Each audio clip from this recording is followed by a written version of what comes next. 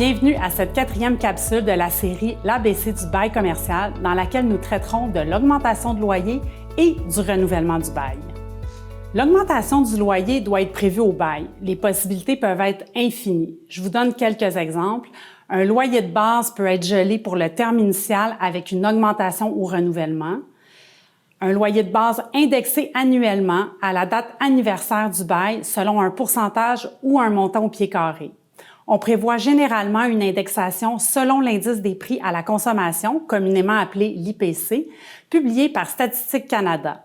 Avant la dernière année, les locataires privilégiaient ce type de clause plutôt qu'un pourcentage déjà défini, puisque l'IPC se situait rarement au-delà de 2 %. Toutefois, les derniers mois sont à l'effet contraire. Il faut réfléchir. Le locataire aura intérêt à vouloir indexer le bail selon l'IPC pour ne pas s'appauvrir considérant la hausse récente du coût de la vie. Le locataire, quant à lui, aura peut-être avantage à fixer la majoration du loyer à un taux déterminé. Il est vraiment difficile de prévoir l'avenir économique, mais ça teintera certainement vos façons de négocier l'augmentation de loyer. Le loyer additionnel est généralement réajusté rétroactivement d'année en année selon le coût réel des frais d'exploitation. Quelques stratégies selon votre statut au bail. Pour le locataire, dans la négociation du bail, le locataire a avantage à tenter de geler son loyer pour le terme initial, donc éviter les augmentations. Pour le locataire, si dans le cadre de négociation, vous acceptez de geler le loyer pour le terme initial, assurez-vous de récupérer l'inflation lors du renouvellement du bail en précisant que le loyer de base sera majoré d'un certain pourcentage ou d'un certain montant.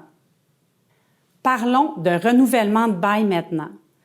Une clause de renouvellement confère en règle générale un droit de renouvellement au bail au locataire, sous réserve qu'il ne soit pas en défaut de respecter ses obligations et qu'il avise le locataire par écrit selon un délai qui sera prévu au bail. Une clause de renouvellement qui stipule que le locataire peut renouveler le bail sous réserve de négocier un nouveau loyer ou de nouvelles conditions est complètement inutile puis pour moi, ne constitue pas une option de renouveler. On recommence la négociation au départ en quelque sorte. C'est une fausse clause de renouvellement. Qu'est-ce qu'une clause de renouvellement devrait contenir? Si vous êtes locataire, tentez de négocier le plus d'options possible et vous assurez que l'augmentation du loyer soit réduite au maximum de ce que vous arrivez à négocier. L'option de renouvellement devrait prévoir que le locataire pourra renouveler le bail selon les mêmes termes et conditions, à l'exception du loyer qui sera soit indexé selon l'IPC ou selon un coût au pied carré. Plus votre investissement en amélioration locative est important, plus vous devriez négocier plusieurs options de renouvellement afin d'amortir le coût de vos améliorations locatives sur une plus longue période. Pour les locataires, plus vous octroyez d'options de renouvellement aux locataires, plus vous perdez de la flexibilité pour des opportunités de location plus rentables selon l'évolution du marché. Une bonne façon de pallier à cela est de prévoir que le renouvellement du bail tiendra compte du prix du marché à ce moment, soit de l'IPC ou des montants payés pour des espaces commerciaux similaires à ce moment-là. Il faut préciser, par contre, ce qu'on entend du marché.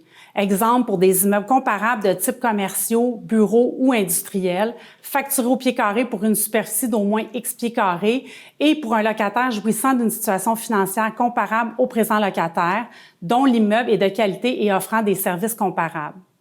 Idéalement, dans le cas où on prévoit une majoration au coût du marché, c'est une bonne idée de prévoir qu'en cas de mésentente entre les parties, elles pourront désigner d'un commun accord un évaluateur qui en fixera la valeur.